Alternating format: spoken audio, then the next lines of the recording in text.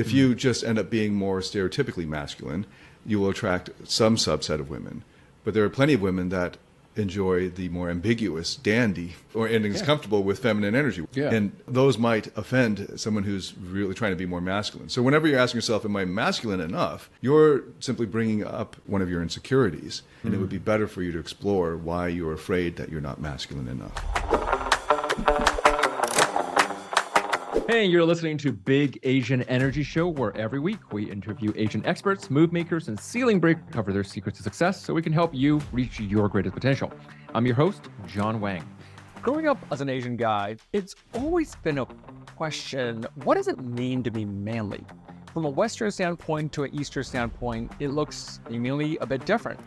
On today's episode, we have Dr. David Tian, who is not only a certified psychotherapist specializing in men's work, but also the host of the Masculine Psychology podcast. On this show, we talk about the psychology of Asian men, starting from his own journey being an Asian Casanova to struggling with mental health, and then finally overcoming all of it to discover what it means truly to be manly in Asian. Why should we not talk too much about what is masculine and what is calling into it? That's a great question. Actually, I didn't think we'd go this way. It's pretty deep. Let's say that you're insecure about whether you're a man, whether you're masculine, and then you sit around trying to figure out, how should I be? So then you're thinking, oh, masculinity means that I will be tough and strong and keep my emotions in or something. It's like performative, externalized identities of, Right. or the ego masculine. Got it. Let's say you end up being masculines. Now you're more masculine than you were before. So what? What are you going to get out of this? You may be more women, more money, right? So it would be better if you just ask yourself, how can I get more money? How can I get more women? Because the answer for those might not have to do with being more masculine. It might have to do with being smarter or working harder, or that, which aren't specifically the domains of men. And same with even getting more women. If you just end up being more stereotypically masculine, you will attract some subset of women. But there are plenty of women that enjoy the more ambiguous dandy and is comfortable with feminine energy. Those might offend someone who's really trying to be more masculine. So whenever you're asking yourself, am I masculine enough? You're simply bringing up one of your insecurities. And it would be better for you to explore why you're afraid that you're not masculine enough. I think you just described a phase I went through in my entire closet just right there. But it's an interesting topic because we do culturally focus so much on the external trappings of what defines masculinity, right? We think it's about how we look. Like when we think masculinity, we think, do I look masculine? But what is the masculine and what is the feminine then? So you could lay out what are typically masculine energies or traits and what are typically feminine energies and traits. That might be helpful just to understand where you lie on that spectrum of masculinity and femininity, where you would like to be more. If it's an insecurity about masculinity, which is by far the more common for men, then that's interesting in and of itself. So wherever you happen to lie on that spectrum is where you happen to be. If you're really confident in yourself, which is a masculine trait in the stereotypical way, you should just own it. Now, I know that in terms of the dating data, Asian men are considered to be less masculine, and they're code word for less attractive sexually to women in the West. So if that's the concern, or if that's the background issue for the insecurity about being masculine enough, then that's something that we can address separately from the bigger question of what is masculine and feminine. Let's dive into that. I think you pulled it out, is that Asian identities of the masculine does not always look like Western identities of the masculine. I hear that is women reflecting they don't feel like Asian men are very masculine. Which women are saying this? That's important to Western ask. women. And that's Western. Consistently. Because Asian women seem to have no issue with it. Not universal. I can't speak every single one. I have an interview all of them. The most popular band right now is feminine-looking Asian men. This is full of that, right? Yeah. And here's the question, because exactly what you said, there's a different cultural definition for what masculinity looks like, what femininity look like, because in that nation, that culture has a different definition. BTS, as you mentioned, fairly, is typically not seen by the West as being particularly masculine, and yet I would dare you to ask any of their female fans to suggest to them that they're not manly enough, because I wouldn't dare. Right. Now, there is a Western figure named Prince that had a similar kind of dandy persona. Yeah. And he was incredibly sexual. Oh, yeah. So the only element that is really missing is the flaunting of the sexuality. But they're really close to that. There are plenty of Western women that were going crazy for Prince. Oh yeah, Elvis. Elvis was seen as feminine when he. Oh, came out. Elvis, exactly. Yeah, Right? yeah. With the gyrating of his hips. Oh my gosh. Back then, yeah. that was like, oh, only women so feminine. They try to shut it down. Yes. There's a movie So- made about it. Yeah. So there's a worry among Asian men that, first of all, you're not like John Wayne or Rambo. And yeah, you could become that way. And there are plenty of guys who get jacked and learn how to become action heroes, or like Navy SEALs. In Jocko Willink's company, there was a guy named Johnny Kim, I think his name is. He was a Navy SEAL. Then he went on to be a Harvard medical doctor. Oh, and then yeah. he's now working for NASA. This is like the ultimate Asian dream, ultimate- Asian parent's dream. Yep. I remember seeing that, and I was like, oh man, I think my parents just died a little inside. This is so you could become like stereotypically more masculine too, just get Right. more muscular and so on. So there was on YouTube, Six Pack Shortcuts was run by Asian guys, Oh yeah, that's right. and yeah, so that actually did a lot to help break the stereotype. If you just see their ads or whatever, that Asian guys can't look this way. And of course, even before that, there were plenty of Asian guys who were totally ripped, especially in Korea, and they were Right. on social media, Oh, but yeah. they weren't seen in the West because of the way the algorithm works. Is it a cultural issue? Is there a systemic part of this as well? Or do you feel like it's just the way that we are conditioned or culturally taught to express ourselves in the West, right? Like when we are as Asian, when I say we as an Asian man, us Asian men, the way we are conditioned to express ourselves is a little bit more modestly, with humility being one of the values I grew up with, certainly. I remember growing up, my parents, that was like the biggest thing is be humble, don't speak up too loud, don't question people too loud, et cetera, which is very much against Well, culture here. Masculinity is a lot more complex than being loud. So, for instance, the dark silent type, right? This is an actual trope in Harlequin romances. So if you just in your appearance and maybe the sound of your voice sounded like just looked imposing, then you wouldn't have to say anything. It doesn't even have to be cultural expression. I have a friend who owns a bodyguard company in Thailand. He was telling me that the bodyguards that are the most dangerous are the ones that you wouldn't notice. These are the special forces guys who are like 5'6". But if they wanted to, they'd take your kneecap out in a second and you do. So they have a set of bodyguards that can absolutely kill. And then they have another set of bodyguards that are blown up dolls. They're basically like the intimidating looking big guys who take up a lot of room, but they don't really know how to fight. They don't know how to use a weapon or anything, but they're just big guys. And the ideal bodyguard, what do you call it? The bodyguards that they would give you would be a mix. So you'd have some for show, and then you have some in the back. Okay, so who's more masculine? The big dude who's intimidating looking but can't do shit, or the little guy who's like a ninja and is just going to take you out, but you wouldn't even see him? It's a good point. Masculinity can encompass both. So what is it that you're after, guys? That was the whole point of my ramble about cultural differences going back hundreds of years. What is it that you want? Which type of women are you trying to attract in the first place? Now, there are some women who grew up in Idaho, I don't know, I'm going to name some kind of farmland, Nebraska, and they're going to be looking for a cowboy, right? They're going to be looking for all-American dude. Right. And if you happen to be Asian, it will be harder for you because you're not white. And Right. she's been dreaming about white boys her whole life. She's never even had sushi, okay? So if that's the woman that you want, you're going to have to change it up. You're going to have to go incognito, and you're going to have to whitewash yourself to some degree. And you're going to have to fit in. And then at some point, she's going to be like, oh, he's also Asian. Isn't that interesting? And then, but you can't lead with that. If you come in like telling her orange chicken isn't really Chinese food, she's gonna be like blowing her mind. By the way, orange chicken, what the hell is going on there with me? That's all I see in every single like Panda Express, all that shit.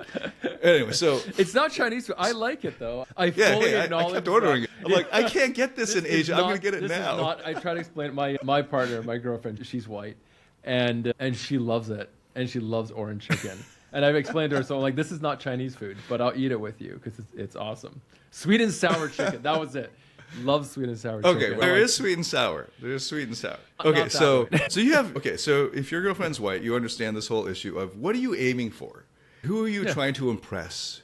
And why should it matter? So it's like bringing up, it really depends on the type of women that you would like in your life. If you are dead set on killing it in Nebraska or Tennessee, you're going to have to change some things. Whereas if you want to rock it with the girls in Seoul, you can go more, you can be free to be more Asian. And a lot of what we consider to be masculine are absolutely culturally defined. And I can easily problematize this for anyone. The ability to kill someone with the bare hand, considered masculine. You can easily point out fighters that can kill you with their bare hands, and you look at them like, this guy's not a fighter. He's so skinny and short. Yeah. And then you see a big guy who doesn't know what he's doing. It's really about what she grew up with, the stereotypes she saw in her formative years around puberty get set. It's amazing what we end up fantasizing about as being traced back to our formative years. And we have this fetish around it. And most people don't realize that. But it's so specific to the individual. I want to hear more about this because as soon as you bring up fetishizing and such, I'm immediately curious. Oh, so let's say a girl grew up and she loved her dad. And her dad was a loving dad. Sure. And every morning he shaved the traditional way with a straight razor. Yeah. And she heard this or walked by and saw this. And he's there swishing his water with the thing around. The smell of the shave. She grew up with that. And then she falls in love with a guy who shaves with a straight razor. And she doesn't know why, but it reminds her of something. If she was self-aware enough, she'd be conscious of it. There was a woman that I met who was really into this guy. And he was a jerk to her. And she couldn't figure out why she liked him so much. But every time they met, he wore this leather jacket. And then after asking her enough about it, she remembered there was this guy, there's this TV show she grew up in the 80s with these two dads. There's a sitcom with two dads. And one of the dads always wore a leather coat. We pulled it up on the phone. It was like, it looks just like this guy's leather coat. Huh. And it's just that period in her life when she's fantasized about this, dating a guy like that. It just triggered this unconscious connection. So are we all doomed to find these elements of our parents, especially that of the opposite sex? Are we all doomed to find that attractive? Oh, you're going to the parents. Okay, I was bringing up like sitcoms and things like that. Oh, okay. No, because you mentioned yeah, the shaving absolutely. and the dad and the The dad parents, jacket. yeah. But you're Well, right, Those are much more about fashion and the outward externals. And now that you move into more psychotherapeutic issue, what we're attracted to with the dynamic with our parents isn't going to be how they look. Generally, that's pretty rare. Right. It's how they make us feel. And when we start to sense unconsciously, or parts of us sense unconsciously, that this woman is going to be like my mother, like demanding, whatever it is that the dynamic is with her. Let's say it's the Sure. same demand. Yeah. Pretty common for Asians. Oh, yeah, for sure, Demanding and never satisfied. Then we get excited because this is another opportunity to right the wrongs. This is what Gestalt calls unfinished business. We get another chance to resolve the issue. And this is happening unconsciously. How it will play out is you'll be together if you also trigger something similar in her. Some way you resemble some parental dynamic for her. And then you'll stay together. At the beginning, you'll be really excited because you have this opportunity to finish the business. But you'll eventually disown in her the energy that you've disowned in yourself in order to deal with mother or father. And you'll do the same to each other. That's why these relationships are doomed. Unless they become aware of the dynamic and they can heal the original wounds and they can finish that business, they can resolve the childhood issues, then they'll be able to see each other with clearer lenses, at which point they can make the choice to continue to love each other. I love that. That was way more wholesome than I thought you were going to go. Okay. That was great. Good. Yeah. Good. It's interesting because I know that your work has been very much deep in the mental health work, right? Like you're an IFS therapy practitioner. You have background in DBT, CBT, ACT, NLP. I could keep listing 3-word things for a while here. But it's interesting because when I checked out your website, one of the things you teach is actually dating coaching. How did that happen? How did you get into that? I got married at 24 years old as an evangelical Christian to another evangelical Christian. And we didn't know what the heck we were doing when it came to marriage. And eventually that marriage fell apart. We separated and then eventually divorced. At which point I was coming into my 30s while doing a PhD in Ann Arbor, Michigan. And back then there weren't a whole lot of Asians. And the dating pool that I was interested in were the attractive women, because I had also lost my faith around that time. I'd left the church for philosophical reasons. So as a former apologist for the Christian faith, I took to heart the point that if there is no God, there is no right or wrong. There's no good or evil. It's just evolution. And I missed out on my 20s. I didn't party. I didn't drink. I was a good Christian. Yeah. So I'm like, I'm going to make up for this shit because there's nothing else. I'm just going to die. And then my body is going to decompose and that's it. So I better get it while I can. Now, the only reason I had this thought that I could get more, is because I happened to meet in Ann Arbor, Michigan. It was a center for pickup artists at the time. And that year, when I was separated from my wife, Neil Strauss came out with his book, The Game, Yeah. which is sold like millions of copies. And I read it in 2 days, the whole thing. And could this be true? And it turned out that the person who recommended it to me was himself the co-founder of one of the largest pickup companies in the world at the time. No way. So it was like, Who I'm was that? doubting whether it's true, and here he is, he's doing it. He goes by Christian Hudson. So anyway, I got roped in there. I was like, okay. And then I learned this stuff, pickup artist stuff. And looking back, parts that did worked because I think the girls were like, this guy's cute. Look, he's trying so hard. What are the strategies and the lines? No, I can't. I'm thinking it's because this routine work, man. But it's more like, this guy's cute. She's trying so hard. Yeah. And he's fun. And he's good for some good fun. I did not recognize my own value at the time. Oh, yeah. Of that I could be a good person, and that I've done all this stuff in my life. None of that mattered because I was more insecure about my masculinity. I was insecure about my attractiveness. So I would just basically do whatever I was told by coaches, and then eventually got good at it. I started a blog on the side that was private, and then eventually they're like, you got to share this. So I opened it up to public, and then for the first month no one else read it, and then it got shared on a bunch of these aggregate blogs that basically were blogs that just shared other blog posts. Right. So that got shared on that, and then it grew from there, and people were seeking me out to hang out, basically to just shadow me, get free coaching. Yeah. And eventually got too unwieldy because there were like 12 guys following me around. So I'm like, I'm not going to tell anyone where I'm going You got a anymore. And posse. I'm going to charge you for it. Yeah. So I started putting up, just hung my shingle on the blog. Nice. And just did coaching. And that was all leading up to finishing the PhD and then becoming a professor. And then I had my day job was as a professor of philosophy, specifically Asian philosophy and moral philosophy at the National University of Singapore. And then I was moonlighting as a pickup coach. So yeah, that's how that happened. And eventually, the second month as a professor, I met a reporter who wanted to break the story, and I was so in my own frame, like I had no shame about anything I was doing. This is evolution. I'm not doing anybody harm. I'm not hurting anyone. But it didn't look good for the university that on the Sunday paper, yeah, I was on the cover of it. And the headline was, he snagged 30 girls in 2 months. And then the inside, actual story was 3 pages long, and that was quite good. It was quite a fair story, but the headline really killed me. And the dean of the University of Arts and Sciences called me. So the chair, it was mostly driven by my chair. We had a meeting on the Monday with the dean, and he's like, you're going to have to lay off on this. We're getting some bad publicity from this. I'm like, what? What do you mean? Okay, fine. And eventually it came to a head because they wouldn't let me continue to do this. Like you got to pick one or the other. I kept going right on the edge of that line. I could still blog, but I couldn't advertise any services. I couldn't. Yeah. But I was still helping plenty of people, and I just felt like if I had to choose, much more meaningful impact in the world as a coach. Because I started to see I wasn't just helping guys get dates and succeed on that or get laid. I was helping them find their own power, their confidence, and their value. And I was actually leading into real relationships, and that was a lot more meaningful. Because there were guys at that point, 3 years into coaching, where they were sending me photos from the hospital for their first baby or something like that. Wow. Guys getting married, and there was a wedding where all of his best men and groomsmen were all students of mine. So I was like, whoa, I just basically fielded this whole wedding party here. So I was like, that's cool. So I quit the professorship job and then went full-time into that. And then eventually I followed that as far as I could, and it became quite empty. I realized Empty that I as was in making... Emotionally empty? Like fulfilling wise? Yes, it wasn't fulfilling.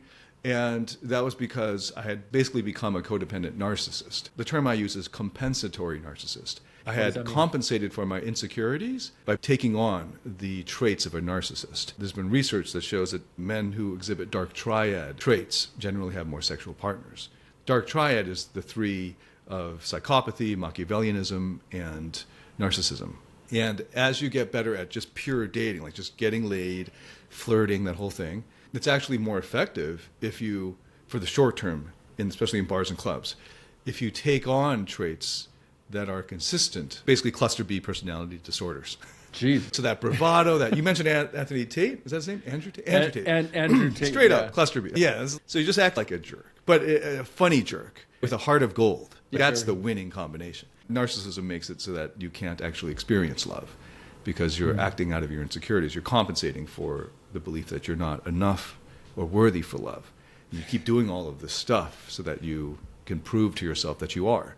So but every was attempt to prove it proves that you aren't. So was that developed because of the fact that you were learning to be this like Casanova in dating, and then you just started sleeping with more women, and then because of that you started feeling, oh yeah, then if that fed into the ego? Or were elements of that kind of already there in the shadow before you started that journey? Oh, absolutely. The latter. The further you get into psychotherapy, the more you realize that everything has its roots in childhood. So I'm writing a book right now that hopefully will lay it out more clearly in my case, telling like my story, going back to childhood. But I think there's a lot of resonance with many Asian Americans. And their way of compensating isn't to get laid or to get a lot of sexual partners. It's to make more money or to climb in status or to achieve a better reputation so that their parents will finally be proud of them and they'll be enough for their community, their Asian American or Asian community. And that's driven a lot. It's this drivenness coming from a belief that they're not enough, just the way they are. So my way of dealing with that was not monetarily, because I was a devout Christian. So I'd already gone away from a lot of the materialism. But instead it was me as a man, and that a big part of that is how many sexual partners you have. Plus it was just fun, because that was like the sin and the lust that I denied myself. Right. Yeah. So I swung the other way. Yeah. You get. But what really, yeah. Yeah. But it turned out it wasn't about sex for me at all. It was about status.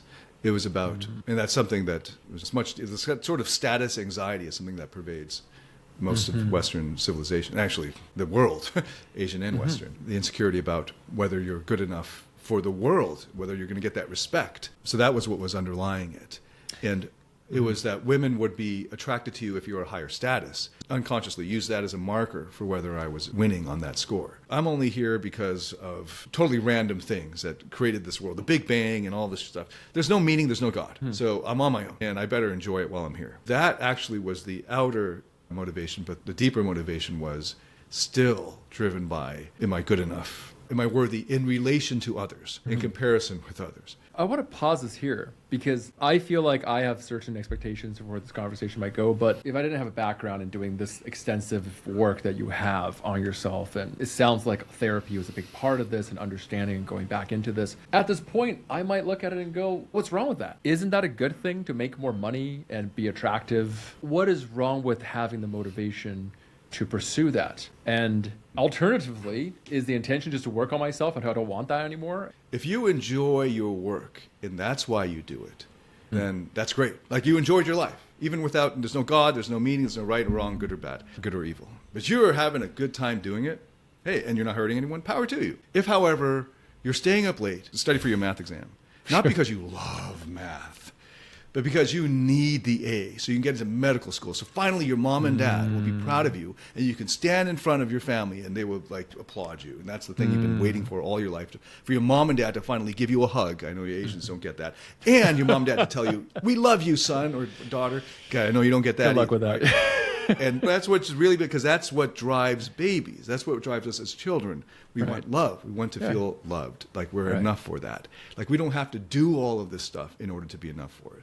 Now, I'm sure there are things that you do just for the fun of it. And if you get paid for that and that's your job, that's awesome. And I have nothing to say about that. Then it's really difficult to be able to tell whether they're driven by any kind of insecurity around that. Maybe you're not. Maybe it's just for the love of it. That's what I try to live my life now. I ask myself why I'm doing something. And the moment I'm doing it, I'm not enjoying it anymore. There's a great time to go inside and check to see why I'm still doing it if I'm not enjoying it. But if you're enjoying your work, then that's a totally different issue. But it's when you notice that you're tortured behind it. So if you enjoy flirting, if you enjoy putting on nice clothes, and who doesn't, right? That's great. Like I don't purposely try to look uglier. So there's absolutely nothing wrong with taking care of your body, taking a shower so you don't stink. That's great. But you probably enjoy those things. Right? So doing things for the inherent enjoyment of it rather than to compensate for an external validation for that. Right, or to compensate for a deep insecurity that drives you to do something you don't enjoy, but you're doing it because you think it'll make you good enough. So how do we get over that For insecurity? love. Therapy. Good Right. therapy. Good therapy. And Right. What you do is you go to find the parts of you that are holding these insecurities. So it's not the adult you. The adult you is just playing out the inner child. You've done some of this work, right? The adult you is playing out the dynamic or the burdens that your inner child took on when he was 5 years old or whenever it was back then. And the way to heal that is to go back there and help that inner child let go of that burden.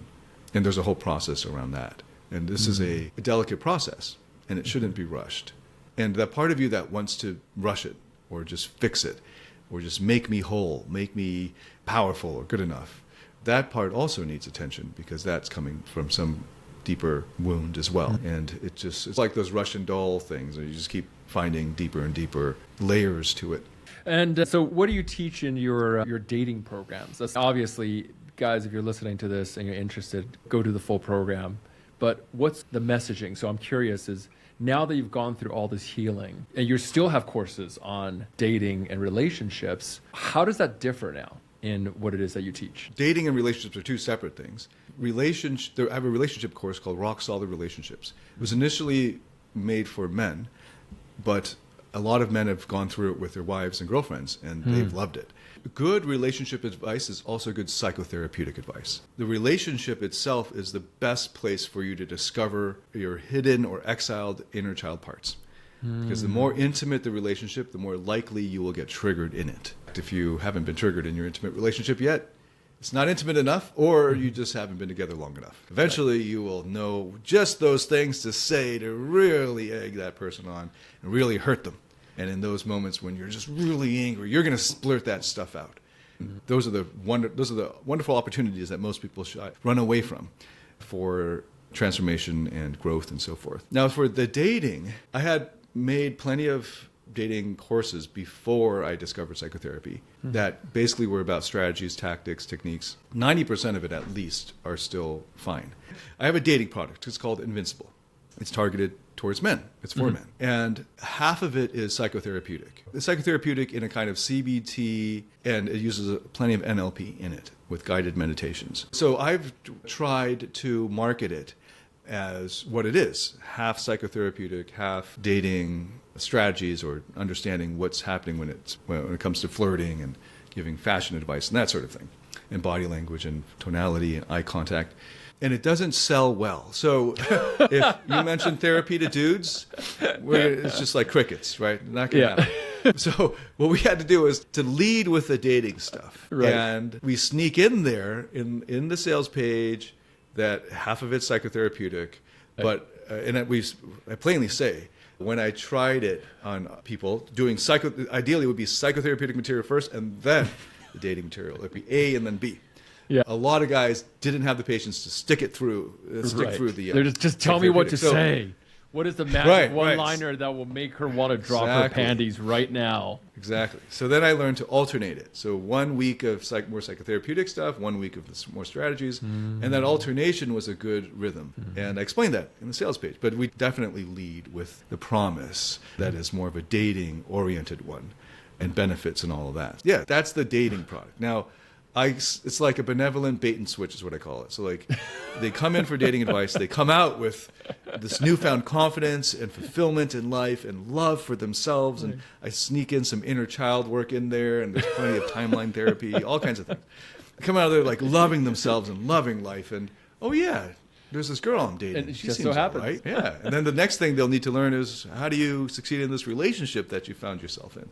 I have another course for that. And it just leads them through that whole thing. So they get Trojan horse into doing therapy before they even realize. Exactly. Trojan horse. So do you think that most men, this is a tough question, because when you said you started going through it, a lot of it wasn't about the techniques, about moving from A3 into whatever stage or whatever. Oh, you mystery method. Oh, man. Yeah. I explored that world when I was younger. I was actually, there was a time period. I actually ended up starting. There's a guy in the group, in the community. I was living in Montreal at the time. I got into the pickup scene a little bit, and I ended up working with a guy named Zan Perian. He had a... Oh, yeah. He's on Romanian? Yeah. He is all over the place. But Right, he yeah. wrote a book actually about. I remember it took 10 years for him to get this book. I'm so happy to see it out because at the time that we were I've working been meaning together. to read that. Yeah, at the time that we were working together, he was talking about wanting to write the book, and it ended up being the exact title that he kept. He never changed it. It's called The Alabaster Girl. Yeah. Yeah. So I have some familiarity with it, and in my journey also. Zen is an interesting archetype. Like he's definitely doing that wandering, the way that Johnny Depp plays his character in many movies.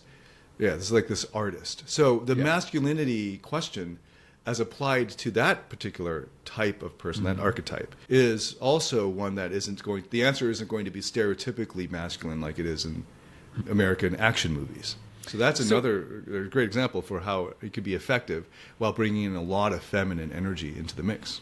It's a good point. But anyway, you're going somewhere with this. I was going to ask, how did that lead into what you're doing now? Because I understand you're writing a book right now, you're creating new products all around the therapy element of it from the mental health perspective. How did this coaching kind of lead to that path? I got to a certain point where I had all of my dating goals fulfilled and more. And what next was, I guess I should get into a relationship.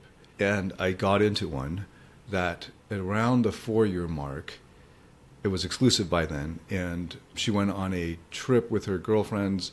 And then I found out she cheated on me on this trip. And that was the first time I'd ever experienced that.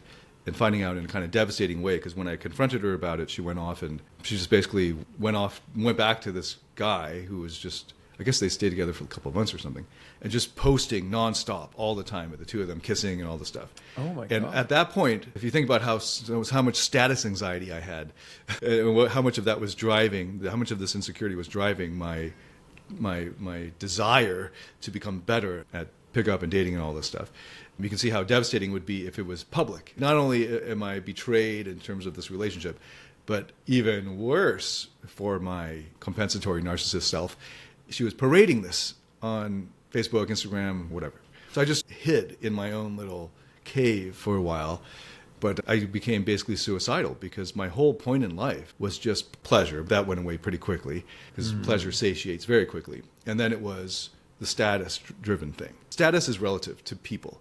So you can't feel like you're somebody of status unless you compare yourself to others, unless you are thinking about yourself in relation to how others think of you. So given that was the driving force or value in my life at the time, basically being humiliated in this way, that's how I was seeing it at the time, basically made it so that there was no point to living anymore. I knew at the time that I could build myself up and build it back up again, and basically get revenge and become more successful in terms of status than her. But it was going to be a long road. That'd be another 2 or 3 years or whatever, as I thought about it at the time. And I'm like, what's the point? I just climbed back up to having another hot girl, walking the red carpet with her. What's the point? I've already done all that. And it wasn't all that great. It definitely wasn't worth the work. So I thought, I've experienced everything I've ever wanted. And it was just going to be pain from here on out, like hard work, that just to crawl back to where I was, which wasn't even all that great. And then I could be vulnerable to the same betrayal again. So I thought, I'll just go out. It's about time. I don't need any more of this stuff. So I just went up to the top of the Marina Bay Sands Hotel, which appears in that movie Crazy Rich Asians at the end. You see, you have that infinity It's the one pool. floating on top of 3 buildings, yeah. Exactly. Yeah. And then I went to the opposite side, which at the time just looks out on, actually Gardens by the Bay was already built then. And I was went through all these different ways of thinking about how should I end it responsibly so I don't kill anyone else and with high degree of You were success. talking So I was about like, ending it as in suicide. killing myself. Yeah, Holy describing shit. suicidal ideation. So you're like actually strategizing it in the cold light of reason.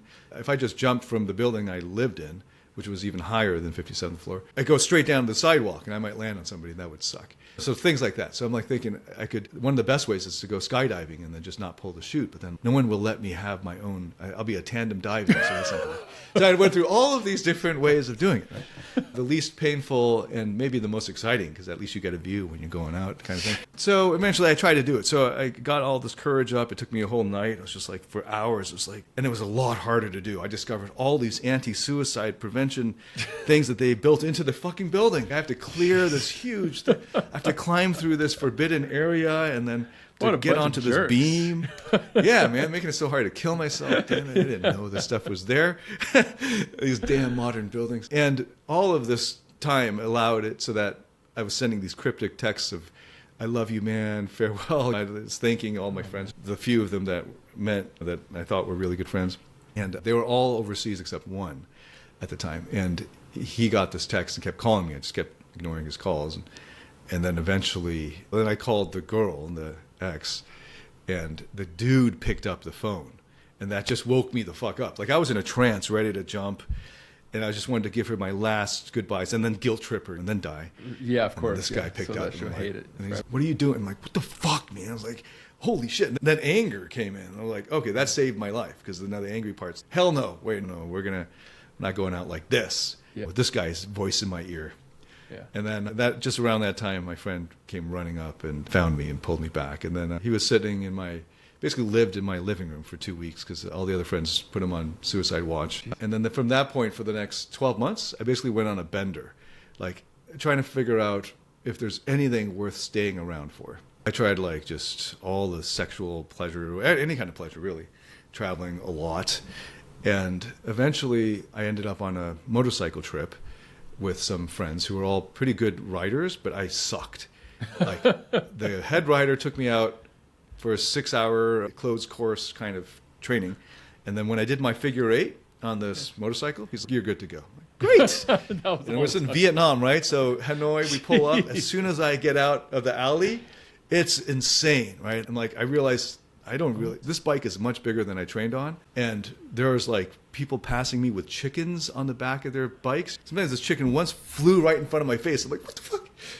And then there's like people carrying wood, like steel beams on the back of their bike, and they turn, and so I had a steel beam come at me. And this was just the first, 2 hours getting out of the town. Second day, I got into a head-on collision with this villager. The village descended, basically took all the cash I had, and then we still wanted to come after us, but we got the hell out of there. I thought, I almost killed this villager, despite the fact that they took all my money. But I felt pretty bad about that. And I think, if I could die on this trip. There's 5 more days of 7-hour rides. Yeah. And I didn't want to kill somebody. We were on these we were carving through these mountains, and I thought, I'll just go out in these mountains. These are beautiful mountains. And the sun was setting, and I could just go right off into the horizon. And into this beautiful gorge, like 3,000 meters down. And maybe I won't feel much. I tried to get up the courage every turn, and I couldn't. Now I'm like, fuck, what a pussy I am. I can't even kill myself. This is so pathetic. Then this thought came to me that I wanted to see my goddaughter grow up. And it was this little girl. She was 2 years old at the time. And I literally just wanted to see her grow up. I would be happy to give her all my money. I would be happy to support her all I can. But I don't even need any recognition. I don't even need her to acknowledge that I'm there. I'd be happy to even Tom Cruise in Mission Impossible look from afar at his wife. Yeah, I'd just be happy to see her. I just want to see her blossom, and I wanted to be able to give to that. And it was just this feeling of love flowing out that kept me turning. And I realized that is the only thing, and that is enough. That's a sufficient cause for me to stay around. Wow. And I'll just stick around for that. And I might still die on this trip, but I'll try to pay attention. Pay attention. I'm not going to intentionally die, but yeah. So I ended that trip, and I didn't die, obviously, and it was a glorious trip. That love is what kept me going. And I discovered that's when I went and got a therapist eventually a few months later, because I didn't understand it. This is so weird. Yeah. It's not my own daughter or anything. I literally now I only see her. At that time, I was only able to see her like once a month because of my traveling schedule. And yet that was like the highlight of my month or whenever I was seeing her. Love kept me around. Wow. And then I started to get psychotherapy to try to understand why I loved her so much, because it defied all the evolutionary stuff. It doesn't make sense from an evolutionary perspective. Which you probably would have studied as a dating coach, doing the Well, as a professor of moral philosophy, I also specialized in moral psychology.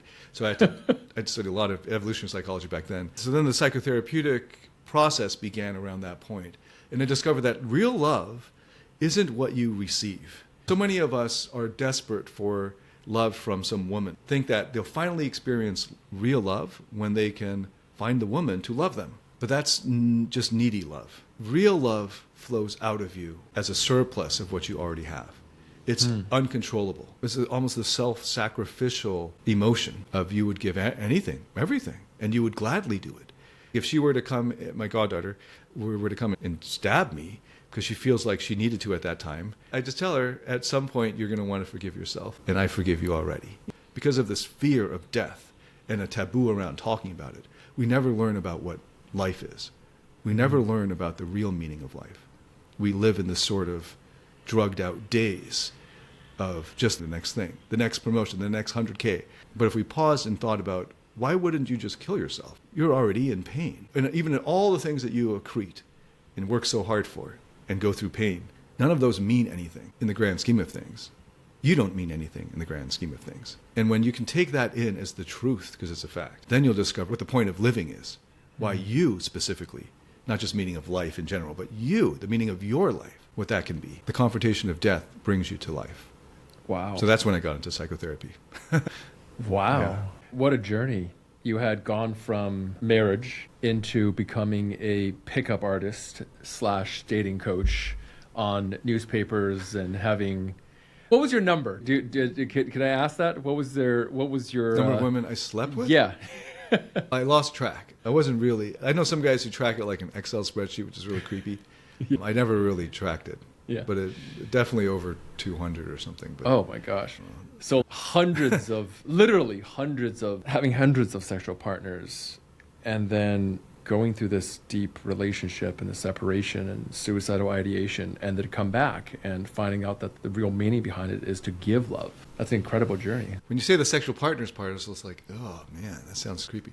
That was my hedonism. Sure. And for some people, the hedonism, so that was how I made up for my insecurities. Some people, that their way of doing it is making millions of dollars. We all have different ways of expressing that. And Right. what would you Yeah. tell yourself back then? I'm curious about that.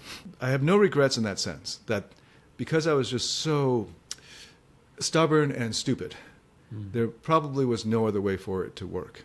But I did write what I would say to if it was my younger self, I actually called it my younger brother. And I wrote that in the Rock Solid Relationships sales page, which I think is up and publicly viewable. So you can read that there, like a letter to my younger self or younger brother. And it has to do with relationships. So that at least I wouldn't be so confused why optimizing for pickup or dating or getting laid is not a good way to find a mate for the long term. So all of the, like I was saying, these sort of dark triad traits help you to get laid more, but they also attract into your life people who will mirror that. It'll attract into your life women who exhibit narcissistic behaviors and are Machiavellian themselves. You have similar values, and those values will absolutely sabotage any long-term relationship.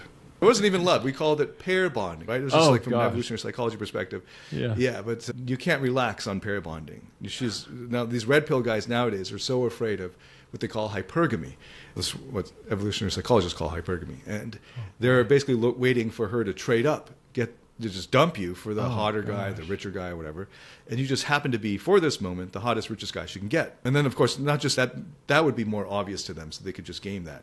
To them, it was this even scarier thing, which is sexually valuable. The pool boy, so to speak, who brings the sexual value. He's going to undermine you no matter how rich and powerful you get. And so that's why they say, women will always trade up in ways that you cannot game. And this is their great fear. Guess what? All of those relationships none of those are built on love. And as a result, you're always going to be driven by fear and insecurity and trying to stay ahead of her so that you could continually seduce her at every turn. And you keep doing that till you're 70 something.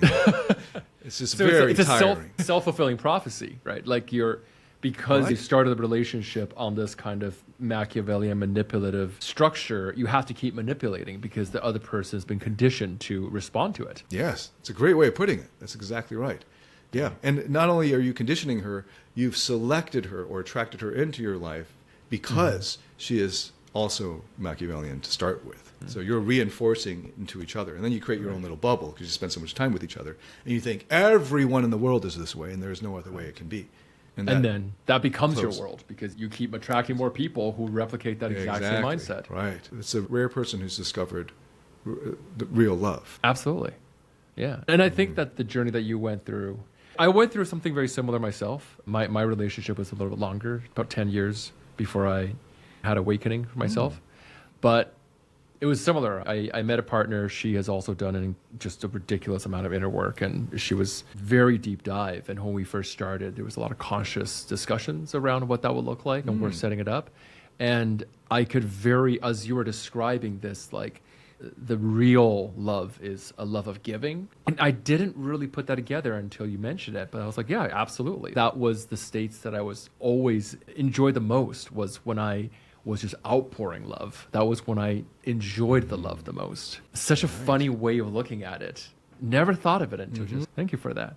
Yeah. Find someone who you love to love and who love to love you back. And that's really the secret, right? And there's one other that might help right at the beginning, is that you accept and that you love all those parts of her that even you may not like. Eventually you get into the relationship long enough, there are going to be parts of your partner that you don't like and that you'd prefer she change or he change. Sure. And it could be something minor, like he's sloppy or something, or he doesn't clean up, this and that. It could be something minor, but it could also be something major. Eventually you'll find some major things. And real love means that you still love them, not just as a conscious act of the will, but also emotionally. Just like you might with your child. I always go back to children because it's the easiest case. And I think you're best training yourself to love a child, training yourself to learn what love is like by loving a child. Because then it's pure. You're not asking for anything from them, unless you're a particularly narcissistic parent. But you're not asking anything from them. But when it's two adults and it's sexual, it's hard to separate out those other elements from the love element. But when you love your partner, even those parts that really annoy you, you would prefer that he or she change it. But even if he or she stayed this way for their whole life, your whole relationship, you'd still love this person. If you have a teenage son or daughter who just doesn't want to study, and you would prefer that they studied, but you'd still love the heck out of them because they do, even if they don't want to study. I feel like that is an important episode we have to set for another time, because that's a whole other tunnel that we got to dive into. This was absolutely incredible, David. Thank you so much. I learned so much, but I also loved how the journey ended up becoming really about love, and that's the center point of it. Before we go, I think we're going to put our links in there, but I just want to give you a moment here.